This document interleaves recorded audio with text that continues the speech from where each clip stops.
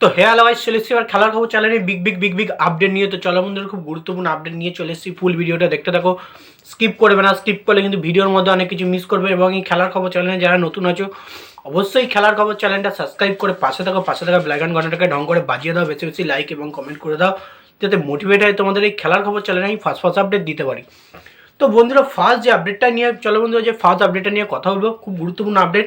প্রথমেই বলে দিই, আজ মোহনবাগানের সঙ্গে কেরালা ওপেনিং ম্যাচ ছিল। সেই ম্যাচে মোহনবাগান 2-0 গোলে জয়লাভ করেছে।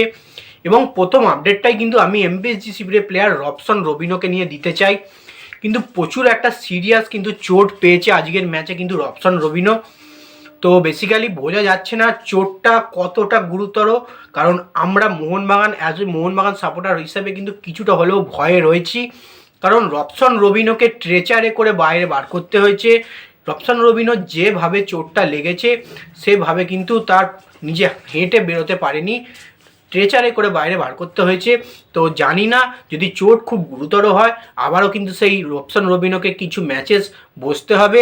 আর সেই জায়গাটা ফুলফিল করার জন্য কিন্তু প্রচুর পরিমাণে প্রবলেমে পড়বে মোহনবাগান ম্যানেজমেন্ট।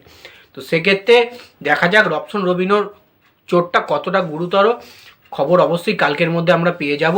পেলেই ফার্স্ট আপডেট এই খেলার খবর চ্যানেলে তোমরা পেয়ে যাবে। এবং নেক্সট যে আপডেটটা নিয়ে কথা বলবো সেটা হচ্ছে এমবিএসজি শিবিরের কোচ সার্জিও লোবেরাকে নিয়ে। সার্জিও লোবেরা কিন্তু খুব একটা খুশি নন আজকের ম্যাচ নিয়ে। মানে তিনি কিন্তু ম্যাচ জিতেছে, আনন্দ করেছে, সবই করেছে। তিনি কিন্তু বড় মন্তব্য করে বলেছেন, আমরা যেভাবে খেলেছি কেরালা একরকম আমাদের ধরা ছোঁয়ার বাইরে ছিল। পুরো ম্যাচটা আমরাই খেলে গেছি, লাস্টের দিকে কিছু অ্যাটাক কেরালা এনেছিল। আমরা কিন্তু এই ম্যাচটা প্রায় 4 থেকে 5 গোল, 4-0 বা 5-0 গোলে জিততে পারতাম। সেক্ষেত্রে আমরা 2-0 গোলে জিতেছি।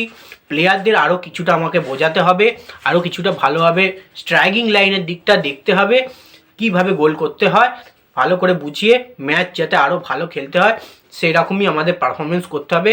কারণ কেরালার থেকেও শক্ত প্রতিপক্ষ আমাদের সামনে আসবে, তাদের বিরুদ্ধে কিন্তু গোল করতে ব্যর্থ হলে কোনো রকমই চলবে না। তো সেক্ষেত্রে আমি মন্তব্য করেছেন। জয় পেয়েও কিন্তু তিনি খুব একটা খুশি নন, কারণ আজকের ম্যাচটা প্রায় তিনি চেয়েছিলেন বড় গোলে জয় পাবেন। তো যাই হোক, সার্জিও লোবেরাকে নিয়ে এই আপডেট ছিল। তো নেক্সট যে আপডেটটা নিয়ে কথা বলবো সেটা হচ্ছে জাত কিন্তু আবারও চেনালেন জেমি ম্যাকলারেন। মোহনবাগানের হয়ে আজ প্রথম গোলটা করেন জেমি ম্যাকলারেন এবং অ্যাসিস্ট করেন দিমিত্রি পেত্তাতসের পাস। অসাধারণ শট, বলটা জালে জড়িয়ে দেয় জেমি ম্যাকলারেন এবং মোহনবাগান সমর্থকদের মুখে হাসি প্রথম এনে দেয় জেমি ম্যাকলারেন। তো জেমি ম্যাকলারেনের সবথেকে দামি প্লেয়ার এবং তার সঙ্গে সবথেকে শক্তিশালী প্লেয়ার হিসেবে কিন্তু প্রফেশনাল প্লেয়ার হিসেবে কিন্তু প্রথম গোলটা মোহনবাগানের হয়ে জেমি ম্যাকলারেনই করে। যাই হোক, জেমি ম্যাকলারেন ফার্স্ট গোল এনেছে, আশা করব তার পা থেকে আরও আমরা এই মরশুমে গোল দেখতে যাতে পাই। এবার নেক্সট যে আপডেটটা এবং লাস্ট যে আপডেটটা নিয়ে কথা বলবো তোমাদের সঙ্গে, এটাও খুব গুরুত্বপূর্ণ আপডেট। সুপার সাব মানে সেকেন্ড গোলটা এনে মোহনবাগানকে পুরো চালকের আসনে বসায়, মানে জয়ের আসনে বসায় টম অ্যালডারেট। আবারও সেই মোহনবাগান ডিফেন্ডারদের প্রচুর পরিমাণে সফলতা। তারা ডিফেন্স তো অবশ্যই অসাধারণ করছে, তার সঙ্গে কিন্তু গোলটাও এনে দিচ্ছে। আজকে অ্যালবার্টো রড্রিগেজকে অসাধারণ ডিফেন্স করতে দেখেছি এবং টম অ্যালডারেট নেবেও কিন্তু দুর্দান্ত ডিফেন্স করেছেন এবং তার সঙ্গে দুর্দান্ত হেডে একটা গোল কিন্তু করে গেছেন। সেই ফ্রিকিকটাও নিয়েছিলেন দিমিত্রিকে তুলে নেওয়া হয়েছিল, রবসন রবিনো নয়। তো সেক্ষেত্রে জেমি ম্যাকলারেনের কর্নার ছিল, সেই কর্নার থেকে কিন্তু গোল করেন টম অ্যালডারেট। তো যাই হোক, এই আপডেট ছিল। ভিডিওটা যদি ভালো লেগে থাকে লাইক কমেন্ট শেয়ার সাবস্ক্রাইব করে পাশে থাকো। চলো বন্ধুরা, ভাই, আবার নেক্সট ভিডিও দেখা হচ্ছে।